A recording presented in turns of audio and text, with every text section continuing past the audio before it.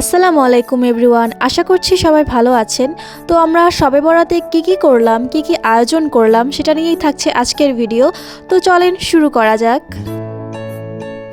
তো এই তো প্রথমেই আমরা চালের গুঁড়ার রুটি বানাবো। তো সেই জন্য আমি ভালো মতো রুটিটা ডলে নিয়ে বানানো শুরু করে দিলাম। যদিও আমি অত একটা ভালোভাবে রুটি বানাতে পারি না, তবে আমি চেষ্টা করেছি।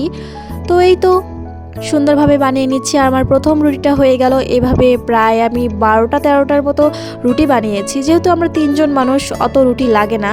প্রথম দিকে রুটিগুলো সুন্দর করে বানালেও লাস্টে গিয়ে কি জানি একটা হয়ে গেল। যাই হোক, এই তো আমার রুটি বানানো শেষ। এবার রুটিগুলোকে ভেজে নেওয়ার পালা।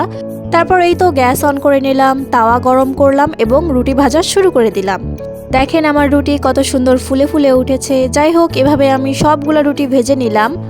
এবার সেমাই বানানোর পালা। তো আমি আগেই দুধ ভিজিয়ে রেখেছিলাম ফ্রিজ থেকে বের করে। তো এখানে আমরা 1 কেজি পরিমাণ দুধ নিয়ে নিয়েছি। এটা এখনও ভালোভাবে গলেনি। তারপর এই তো প্যাকেটের দুধটাও ঢেলে নিলাম। এবার মিডিয়াম আঁচে আমরা দুধটাকে সুন্দর করে জাল করে নিব। তো এখানে আমি 600-তে রাখলাম।